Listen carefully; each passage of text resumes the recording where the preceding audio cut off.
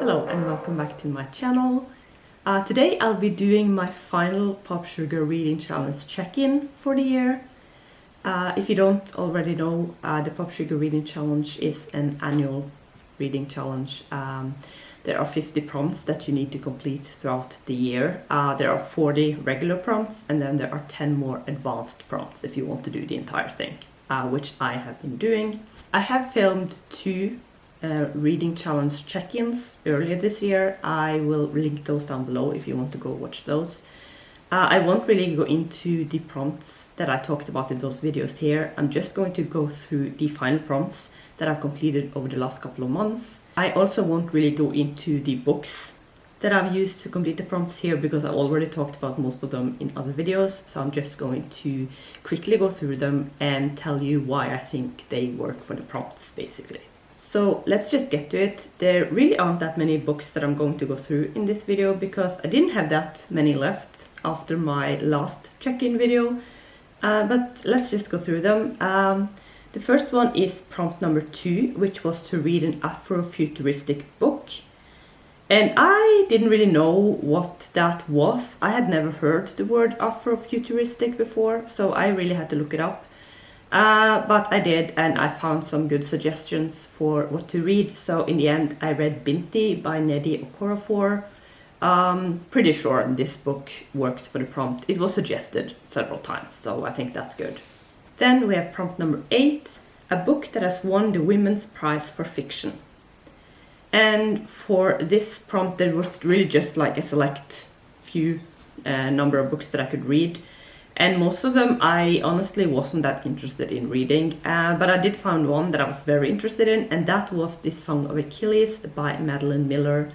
This is a book that I have been meaning to read for years, so this prompt really just gave me another reason to finally get to it, so I did, and I really enjoyed it, so that was good.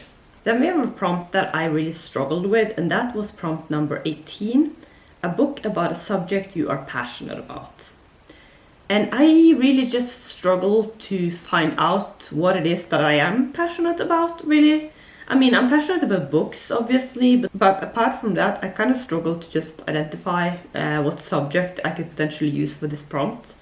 In the end, I decided to read a non-fiction book, and that was Stonewall: The Riots That Sparked the Gay Revolution by David Carter. Because I realized that one thing I am definitely passionate about is LGBTQIA+ rights, and this book definitely fits into that subject, so I think in the end this was a good one to go with, but I definitely struggled for a while with this prompt. Then I have also completed prompt number 24, a book by a Muslim American author. And this prompt was a little weird for me because obviously here it says Muslim American author, and in the British version of this challenge, it said Muslim British author.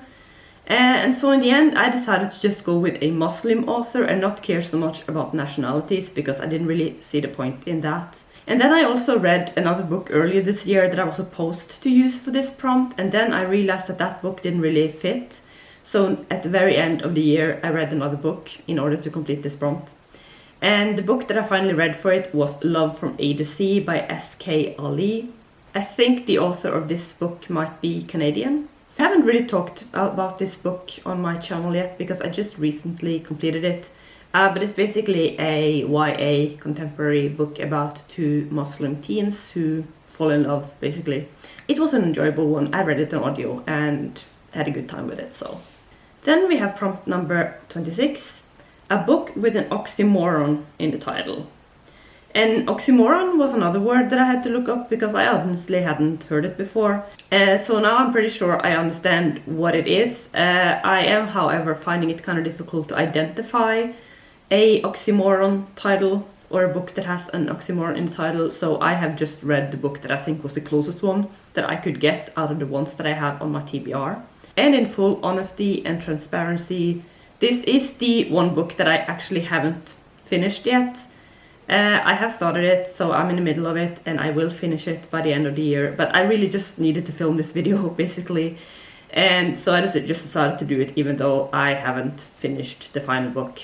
But the book that I'm talking about, it's basically Black Sun by Rebecca Roanhorse. And like honestly, I'm not sure that Black Sun is really a true oxymoron.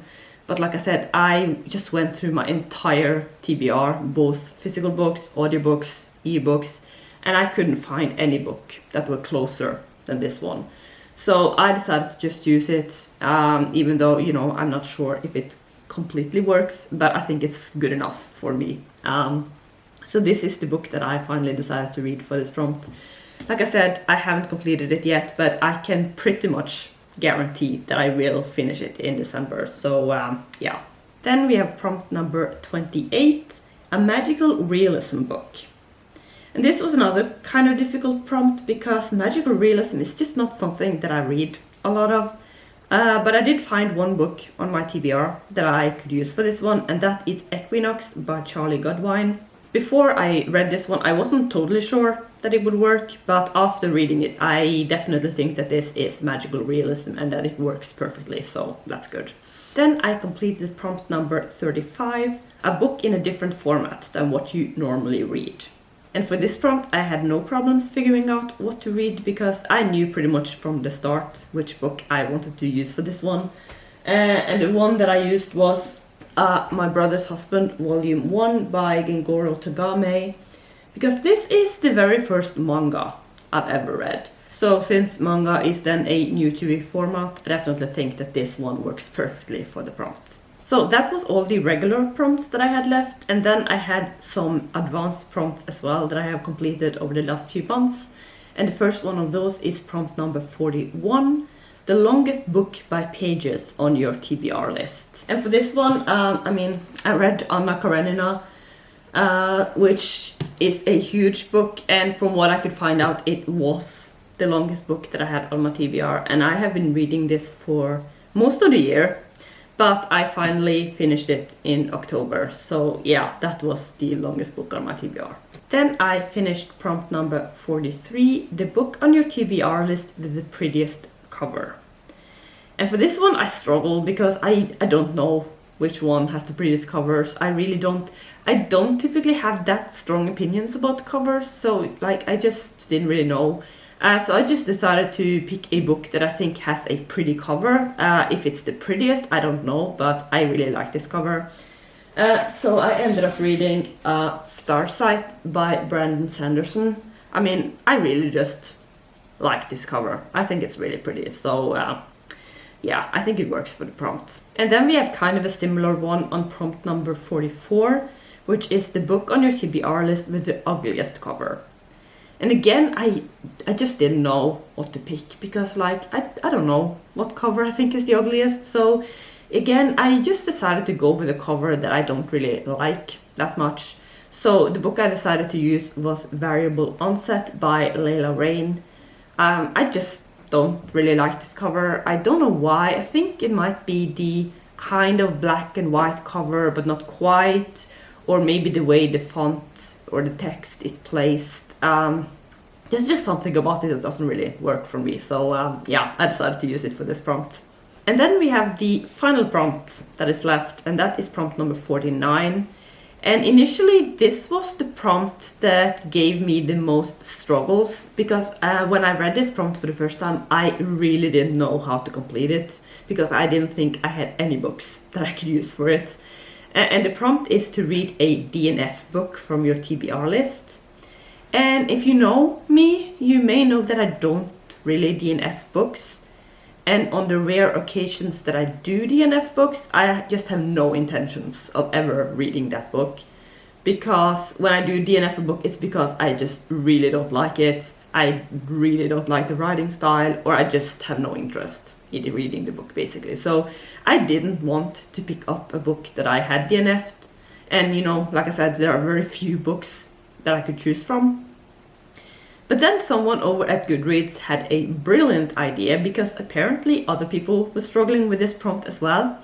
So what they did was basically they made a list over at Goodreads where people could add their DNF'd books that they had DNF'd at some point, and then everyone else could just pick books from that list that were already on their TBRs, because technically that would be a DNF book from my TBR list. It just wouldn't be my DNF books, or I wouldn't be the one that had DNF'd it. So I thought that was brilliant. So I basically just went through that list and picked a book that I had on my TBR from that list. And the one that I ended up reading was No Exit by Taylor Adams. Unfortunately, I ended up not really liking this one, so I guess I can understand why some people might DNF it. But at least it completed the prompts. That was the most important thing for now. So that was the 2021 Popsugar Reading Challenge. I have completed all 50 prompts, with the exception of that one book that I'm still currently reading. But like I said, I am almost 100% sure that I will complete it in December, so that should be no problems at all. One thing I want to mention is that I will not be doing the Popsugar Reading Challenge for 2022. I just decided that I need to take a break from it, basically, because this challenge is kind of a big commitment for me. Like, there are 50 prompts here, which means that I have to read 50 books.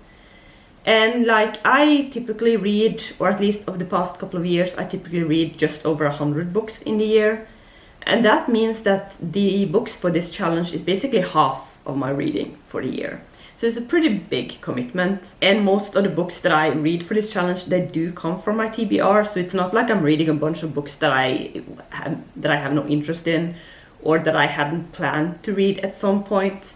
But still, this challenge just dictates a lot of the books that I read, and I just feel like I kind of need a break from that, and I feel like for 2022 I just need to prioritize my reading a little bit different. So that's why I have decided to take a break next year. I still really enjoyed this challenge. I think it's a great help to read a lot of different types of books. So I'm sure I will return to it at some point, but for next year I will not be doing it. So yeah, that was my wrap up. Let me know if you have done this challenge or other challenges that might be similar. I know there are a few out there.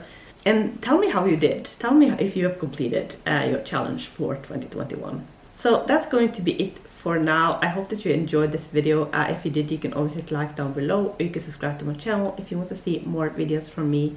But that's going to be it for now. Thank you so much for watching, and I will see you soon with another video. Bye!